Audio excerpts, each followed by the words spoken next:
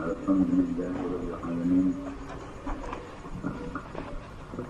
Kita kembali telah menyelesaikan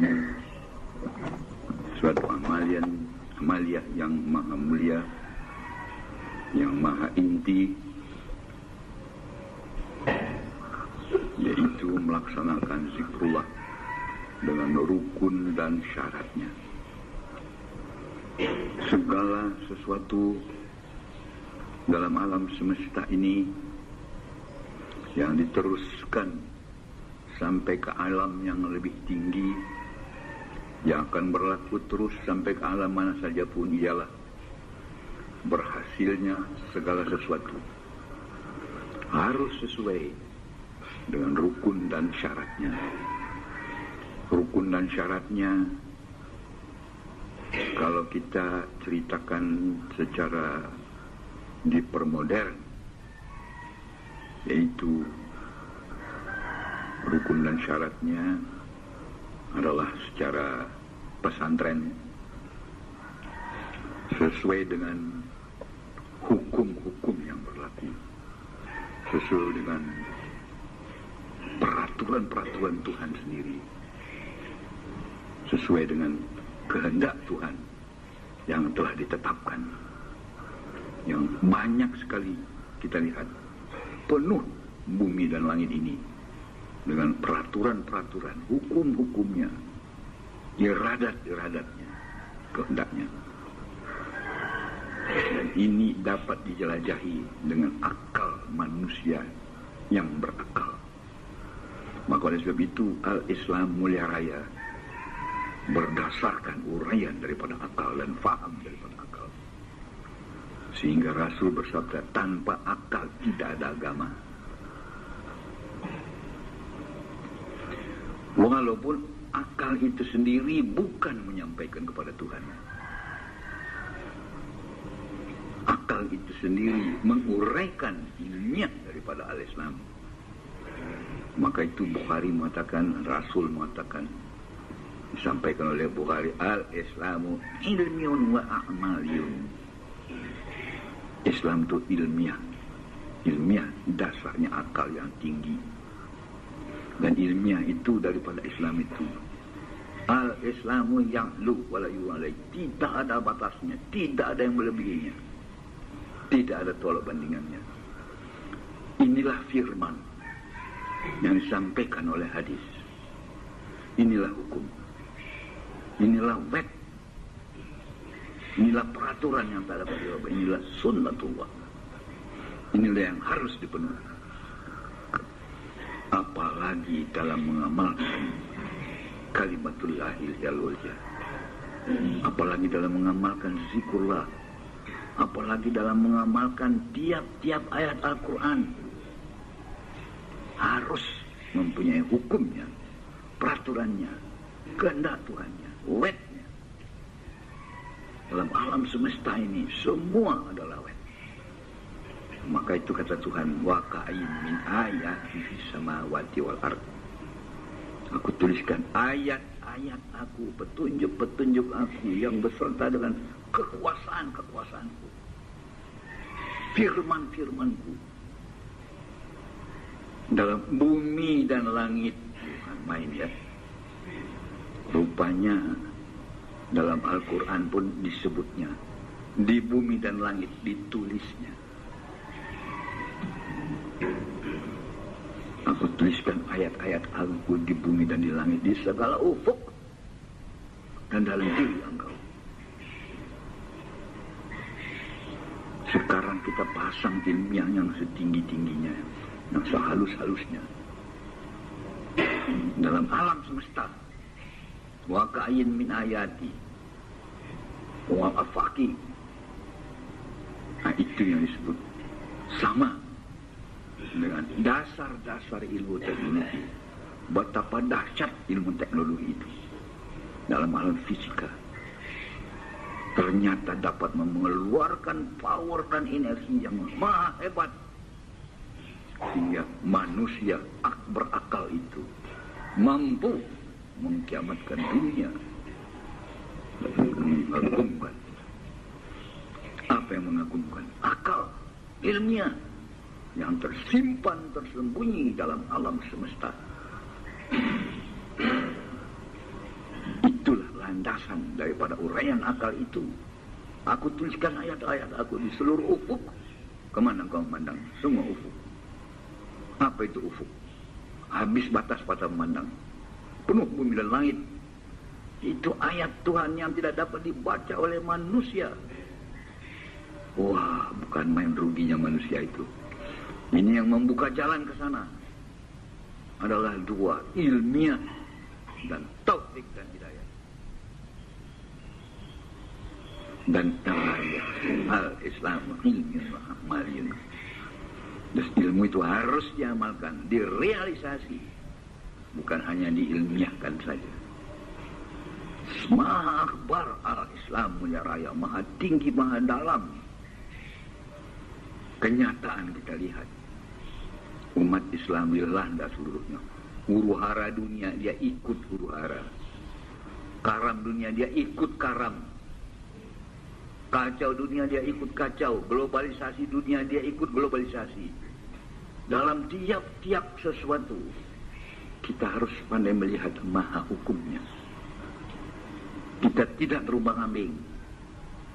Kalau sudah mantap ini, berhampirlah kepada yang kuat itu. Maka timbullah peraturan-peraturan dalam Al-Quran, timbullah peraturan-peraturan dalam Al-Hadis, timbullah peraturan-peraturan dalam ilmiah, sampai kepada psikologi. Ini yang perlu kita perhatikan, berhubungan, berkaitan dengan kemajuan, dengan dunia kita sekarang ini. Tiap hari kita baca di koran, malapetaka, bencana-bencana. Ini dunia sudah disakitkan oleh manusia sendiri. Kalau tanpa berhampir sama yang maha akbar, maha sempurna, maha sejahtera, dunia itu sakit, manusia itu sakit, alam itu sakit. Orang sakit kan macam-macam kelakuannya. Ada yang mencret, ada yang panas tinggi. Alam ini juga sudah sakit, muntah-muntah, keluar lahar. Kalau orang sakit di kuro, sakit malaria, berguncang badannya itu. Kadang-kadang mengeluarkan darah. Macam-macam kepangaruhan sakit itu. Lihat orang sehat, dia fresh, sejahtera ya. Badannya itu kenapa dia sehat? Kokoh. HB-nya kokoh. Darah-darah putihnya kokoh. Kekuatan kemampuan tempur daripada darah putihnya itu hebat. Kalau dalam alam ilmu psikologi dikatakan apa itu? Mentalnya kuat. Kenapa kuat mentalnya? Dia berpegang kepada sendi-sendi yang kokoh. Jadi semua harus kita lihat dunia ini, dan di situ kita mencari keselamatan. Apapun dunia ini sekarang dilanda globalisasi, teknologi maju, mendesak, mengikuti kanan kirinya sifat-sifat yang negatif. Ini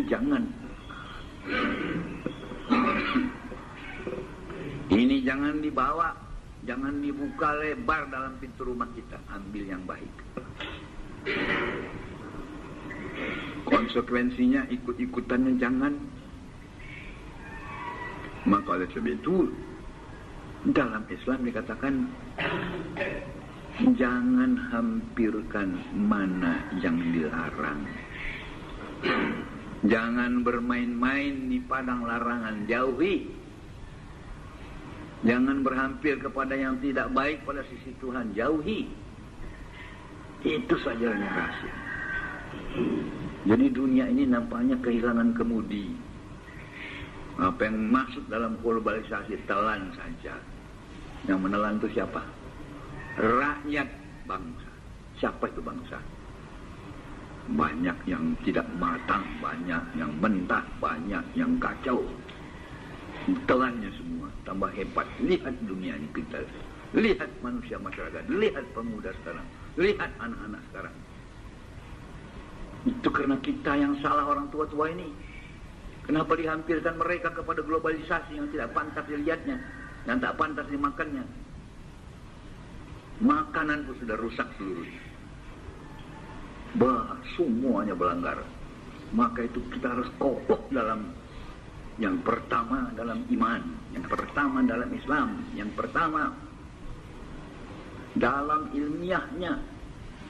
Harus pandai melihat mana hakiki daripada sesuatu itu. Baru terang kita semua. Jadi semua jelas. Itulah gunanya ilmiah itu.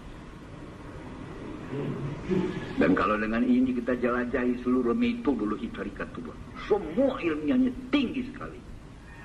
Walaupun amalannya sangat simple. Tinggi sekali ya. Karena tingginya orang Islam dulu banyak yang bodoh. Diselewengkan oleh orientalis secara overflak.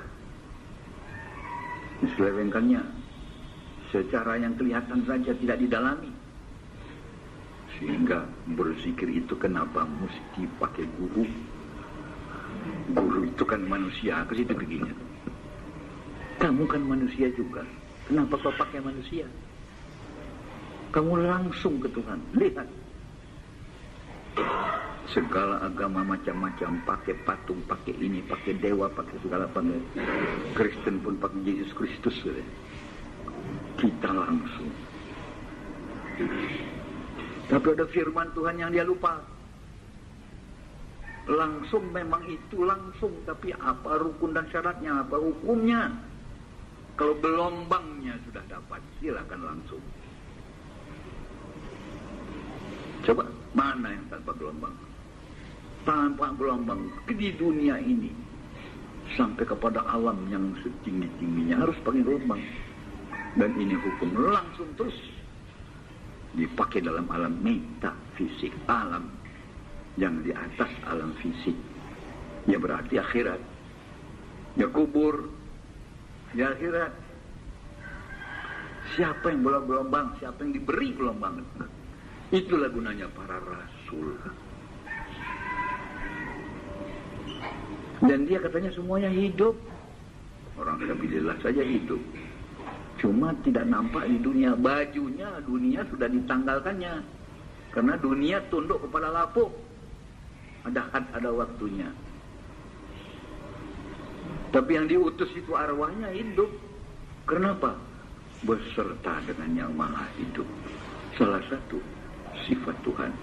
Salah satu asmaul husna.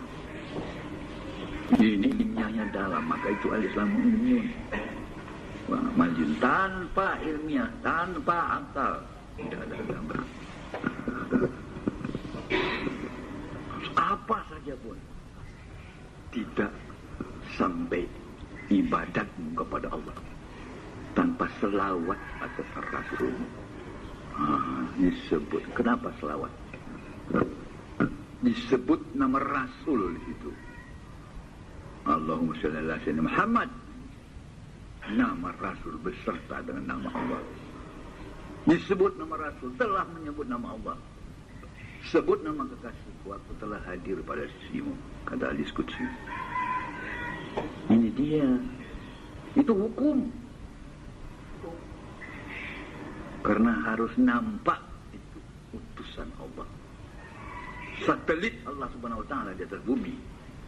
Satelit artinya suatu badan yang punya getaran dan gelombang sama-sama yang mengutusnya.